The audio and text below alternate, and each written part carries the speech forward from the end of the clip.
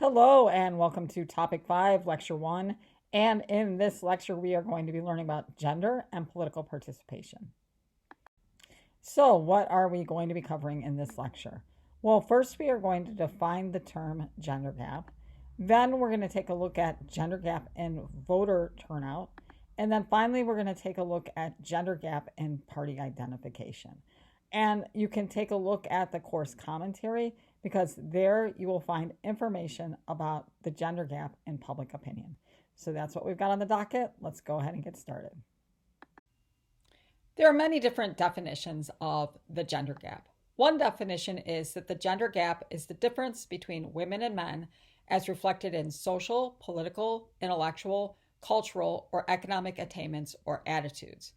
And this is a definition that comes from the World Economic Forum. And so, as we'll see throughout the course of the semester, we do see gender gaps in pay, in educational attainment, and who gets hired for jobs, how much housework men and women do. There's a gap there, as there is for childcare. These fall in the category of economic, social, or intellectual gender gaps. In this lecture, we're going to be taking a look at political gender gaps, in particular, the gender gap as it relates to voter turnout and political party identification. So what is voter turnout?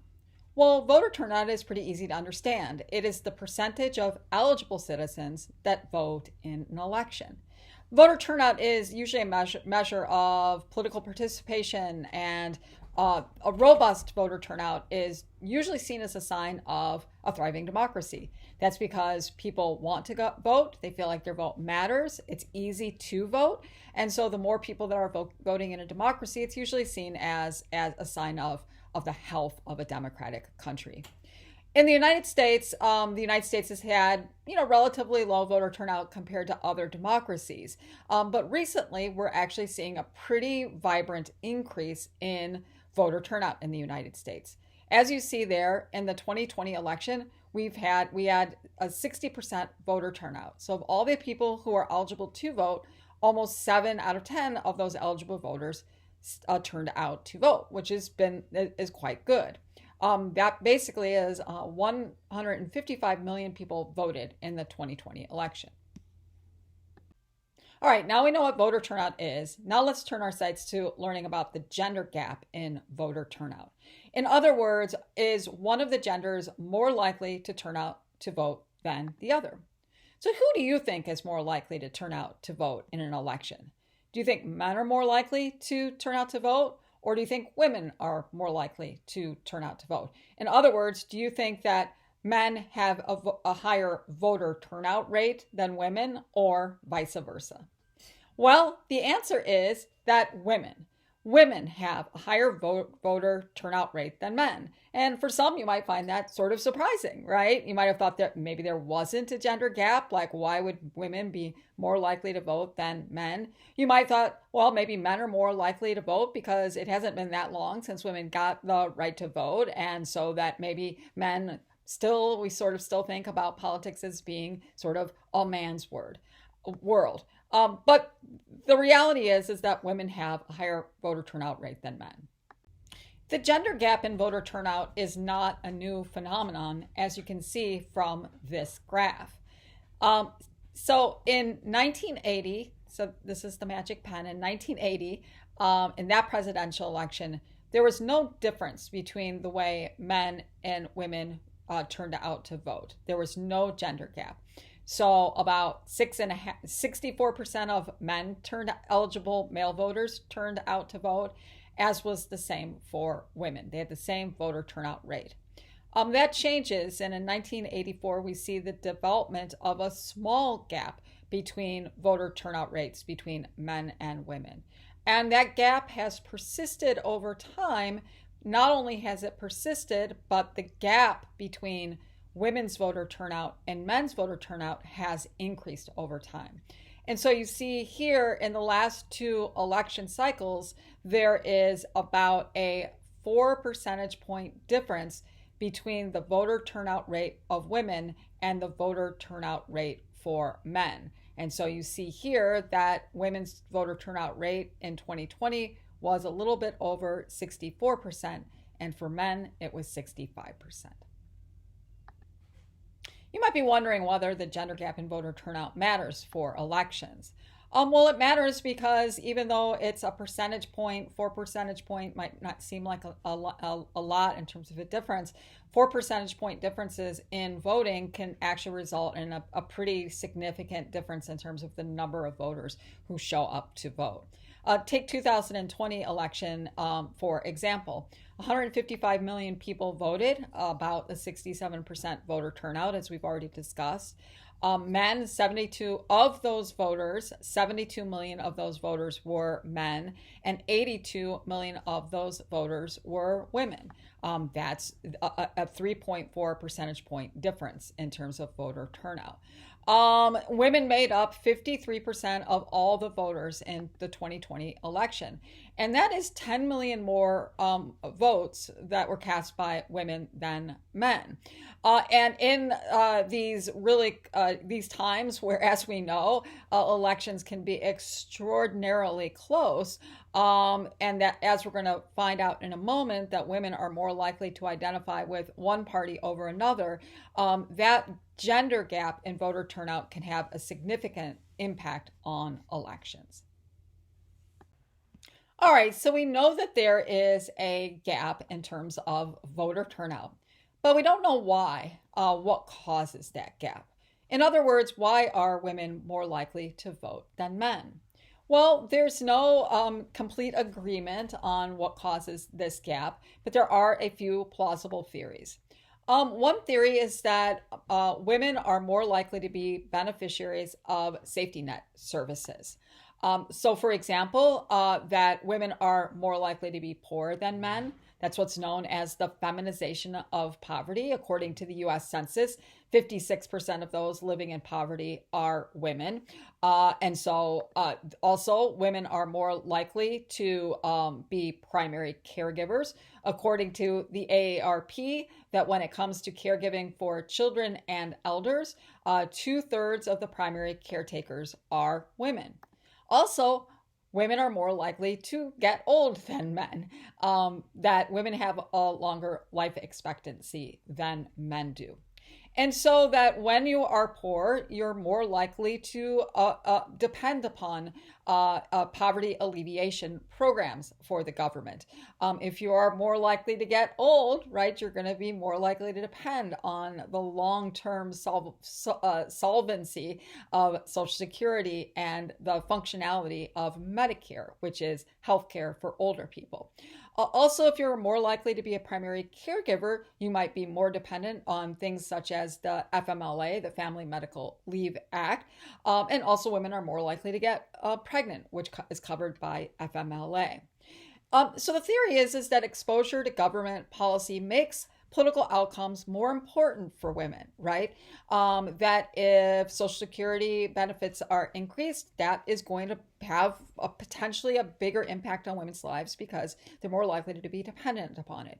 If there is a reduction in spending in terms of income supplementation policy programs, that could impact women more than men. And so because exposure to government policy makes political outcomes more important for women, they're more motivated to participate in the political process. And the main way that we participate in the political process is through voting. So we know that there is a gender gap in voter turnout. We also know that this isn't a new phenomenon, that it's persisted over time. And not only that, but the gender gap has increased. The question is will the gender gap in voter turnout continue to increase? We don't know for sure, but one thing we might want to look at is education. Educational attainment might increase the gender gap. What political science teaches us is that those with higher levels of education are more likely to vote. In 2014, for the first time in U.S. history, women surpassed men in terms of having 4 or more years of higher education. Up to that point, men had, it was more likely that men had a bachelor's degree or higher than women. But that changed in 2014. Not only has it changed, but it continued to increase.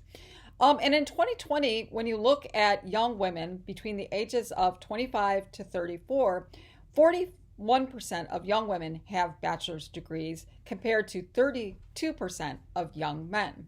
So looking forward, it seems likely that more women are going to have bachelor degrees or higher than men. We know that the higher level of education you have, the more likely you are to turn out to vote. So this evidence indicates that it's likely that the gender gap in voter turnout may very well increase. Let's turn our sights now to the gender gap in party identification. So what is party identification? Party identification is defined as an individual voter's psychological ties to a political party. And so if you're asked the question, do you consider yourself to be more of a Democrat or a Republican, ask yourself, how would you answer that question? Well, how you answer that question is basically your party identification. If you're asked that question and you say, you know what, I consider myself to be a Republican, or I consider myself to be a Democrat, or I don't consider myself to be either of those parties. I consider myself to be independent of parties. Your answer to that question is your party identification, and it's sometimes just referred to as party ID. All right, now we know what party identification is. Now we have to ask ourselves, is there a gender gap in party identification? So what do you think? Are women more likely to identify as Democrats or as Republicans? Do you think that men are more likely to identify as Democrats or Republicans? Well, today, women are more likely to identify as Democrats, and men are more likely to identify as Republicans. And so, therefore, there is a gender gap in party identification. But this has not always been the case. There hasn't always been a gender gap in party identification. In other words, that there used to be a time where knowing a person's gender wouldn't give you an indication for which party they supported or voted for. So let's look at why there is now a gender gap in party identification.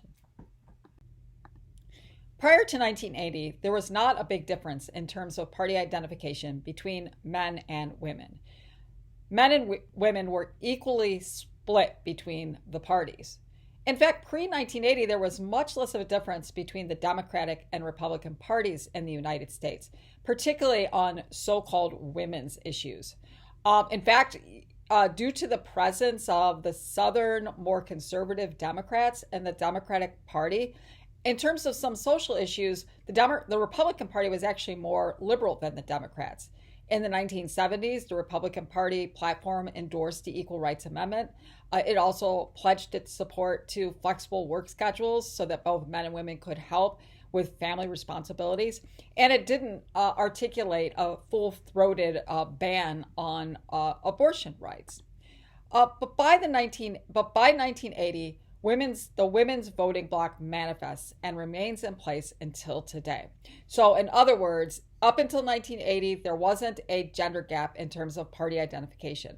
But starting in 1980, we see that there is a gender gap that develops and that a women's voting bloc comes about, and that voting bloc remains in place today. So we have to ask ourselves, what happened in 1980 that leads to a gender gap in party identification? So what happened in the 1980s that brought about the gender gap in party identification? Well, what happened in the 1980s was the rise of the religious right and its alignment with the Republican Party. Starting in 1980, the Republican Party begins to pivot right, especially on women's issues. And who you see in the photos here are folks that are involved in that right-wing pivot of the Republican Party. Obviously, you have President Ronald Reagan, who was elected in 1980.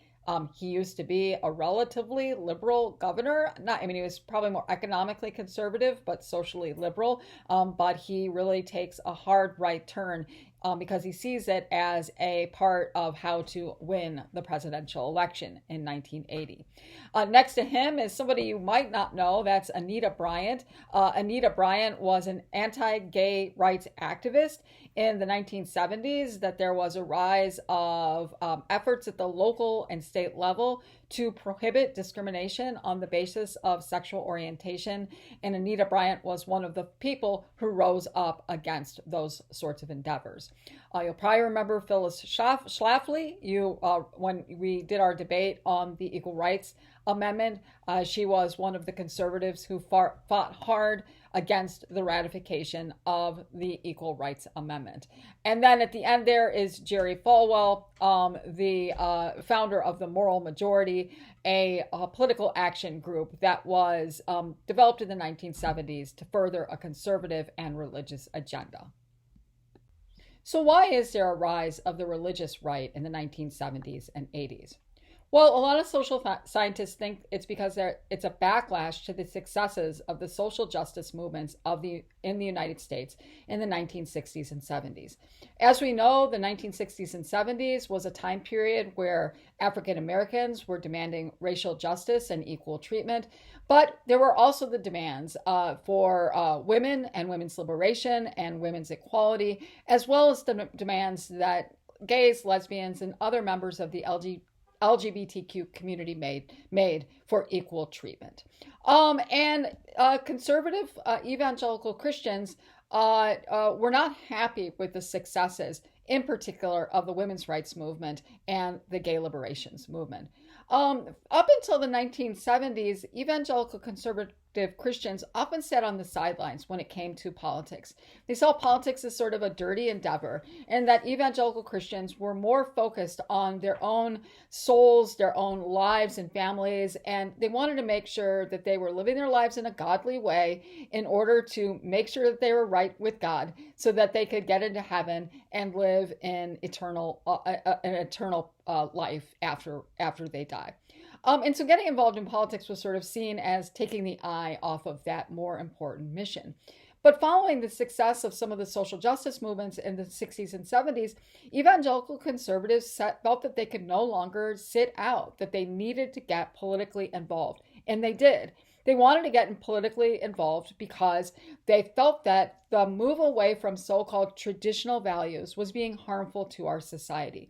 They wanted to elect people who felt that were supportive of a more traditional family life, where men are seen as the head of households and the breadwinners, and embrace this idea that families are better off when women are taking care of the children rather than being in the workforce. There also, because of Roe v. Wade, that there's a demand to overturn Roe v. Wade, and Christian conservatives get involved in the argument that abortion is wrong, immoral, and that Roe v. Wade must be overturned. And also with some of the advances in the 1970s for equal treatment of the LGBTQ community, Christian conservatives rejected that. They saw that as immoral and wrong and against the Bible. And so they made the case that homosexuality is a sin, and they wanted people to be in office who are going to push back on some of the advances that had been made during the social justice movements of the 1960s and 70s. So in the 1970s and early 1980s, the Republican Party sees a political opportunity. They see the rise of the Christian conservative right, and the Republican Party is like, hey, maybe if we can lure this new voting bloc, this new conservative voting bloc over to our political party, we might be able to win elections. And so the Republican Party decides to pivot rightward, pivot and to embrace some of these more socially conservative values in an effort to lure these evangelical conservative Christians over to the Republican Party. And they do that, and they have electoral success using that strategy. And so the religious conservatives are mobilized to join the Republican Party because the Republican Party is now embracing their agenda of rejecting Roe v. Wade, of promoting a more traditional family values and pushing back on the gains that were made by the LGBT community. And so the religious conservatives come over, join the GOP, and the GOP is electorally successful. What happens, though, is that women are mobilized to leave the Republican Party when they make this hard right term. And they leave the Republican Party and join the Democratic Party, thus bringing about the gender gap in party identification. So this is a cool graph from the Pew Research Center that shows you the gender gap in party identification over time. It goes from 1994 to 2019. And there are a couple of things to sort of take away from this graph, okay? One thing to take away is, okay, men are here on the top and women are on the bottom part of the graph. The blue line identifies the men who identify with the Democratic Party. So blue is identifying with the Democratic Party. Red is identifying with the Republican Party. Okay, and same with the women on the bottom. Blue, Democrats, red, Republicans. And so there's a couple things to take away. Okay, one thing to take away is that men are obviously more likely to identify with the Republican Party. 52% of men compared to identified with the Republican Party in 1994 as compared to 39% of men who identified with the Democratic Party. Today it's about 50% of men identify with the Republican Party and 42% that identify with the Democrats. You'll see that on the bottom that women have consistently identified with the Democratic Party. Today, 56% of women identify with the Democratic Party and only 38% identify with the Republican Party. Another thing to take away here is that men are more likely to women are more likely to identify with a party. If you look and you add these numbers up, only about 4% of women don't identify with either party, when almost a full 8% of men identify with neither of the parties. Okay, so the numbers, as you might have noticed, don't add up. And so it's a good visual illustration of the gender gap in party identification, shows you some things tracking over time and some significant differences in general in terms of party identification between men and women. So what is the impact of the gender gap in party identification? Well, more women vote and more women are Democrats. So for the Democratic Party, women are seen as key to winning elections. Therefore, the Democratic Party and Democratic candidates are more likely to focus on specific issues that mobilize women, issues such as abortion rights, paid family leave, and gun control. Since more men identify with the Republican Party, it's smart for the Republican Party to emphasize and double down on issues that are more important to men, such as gun rights and reducing the size of government. And in order to lure and attract more women to the Republican Party, focusing on crime and inflation has seen to be a winning bet for the Republicans. All right, that's it for me. Thanks for listening, and I'll talk to you again soon.